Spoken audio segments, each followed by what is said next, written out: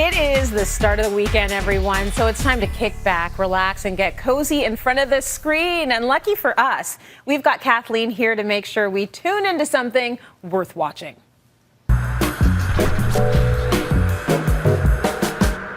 Kathleen, today's picks are all coming-of-age stories, my favorites. And your first pick is the origin story of probably one of my fave Disney villains, and a true style icon, I might add, Cruella de Vil. Yes, you know I love a coming-of-age story. I also love an origin story. I just love stories that dig deep into a person during their most formative years and who they become. And Cruella is all of those things. It drops on Disney Plus today. It stars Emma Stone as Cruella. At the time, she's going by Stella.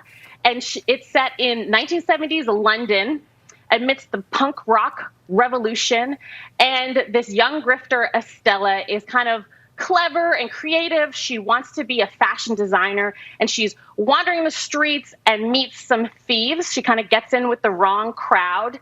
And as they're wreaking havoc in London, they also run into a fashion legend, Baroness von Hellman, played by Emma Thompson. All the Emmas are present.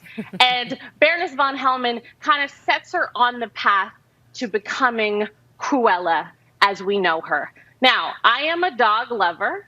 My dog Apollo Creed is the love of my life. So I don't know how this movie is going to handle the fact that Cruella turns into someone that wants to do the things she wants to do to our beloved 101 Dalmatians.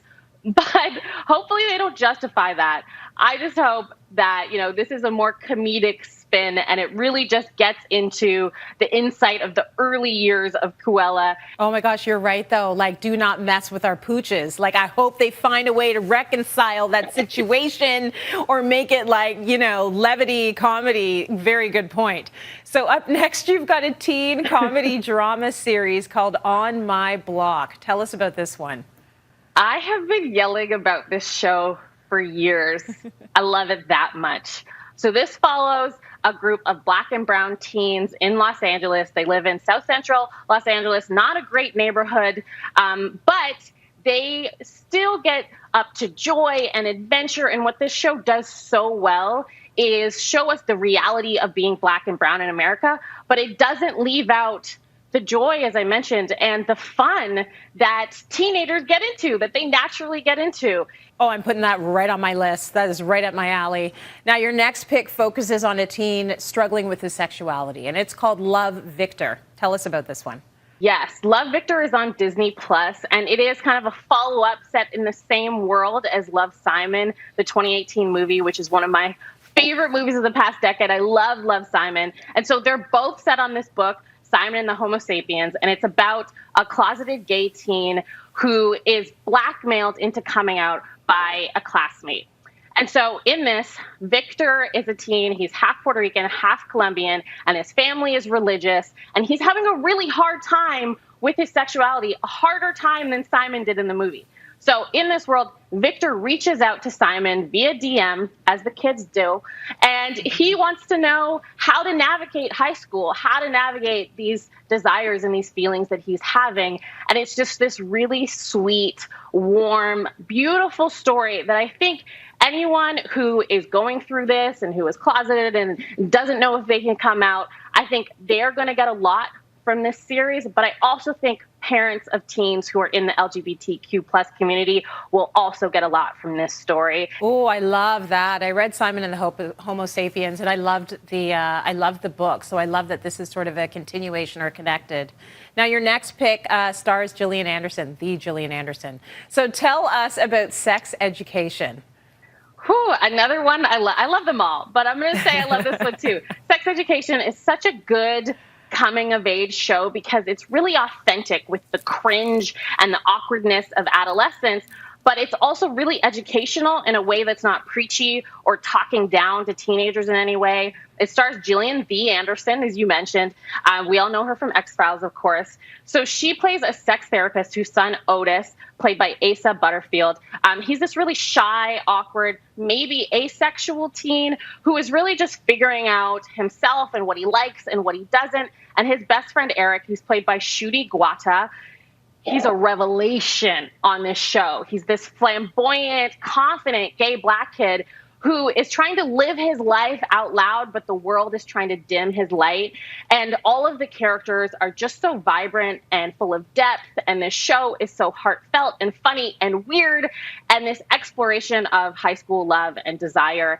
And I cannot recommend it enough. Oh, I like that. And I like that you threw in weird, because that's, one of my boxes. I love that. Finally, what is your last coming of age pick for us, KNB? My last pick is my absolute favorite. It's like picking my favorite children, but this one is my favorite.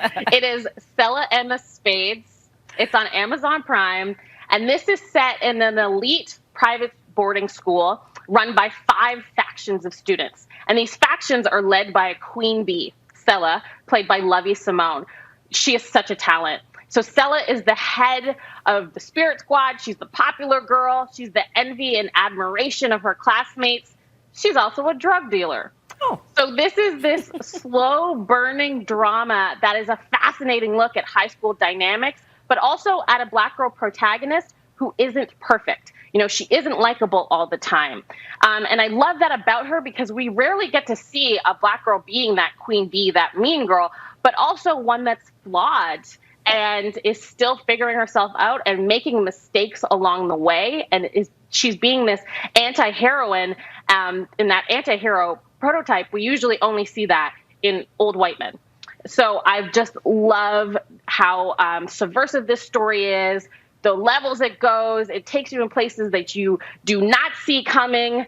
Again, the cast is amazing. And I want to shout out the filmmaker, Terry Poe.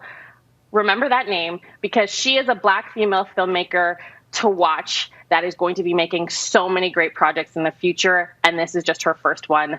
I'm so excited about it. I want everyone to watch this movie and love it as much as I do. Okay, that's easy. That's an easy sell for me. I'm in, and I love the analysis, because once we start getting anti-heroes of color, it's like we're moving in the right direction of showing sort of a more fulsome experience in black communities, because we are all the things. We're jerks, we're doctors, we're all the things. So I love the fact that we're starting to reflect that, right?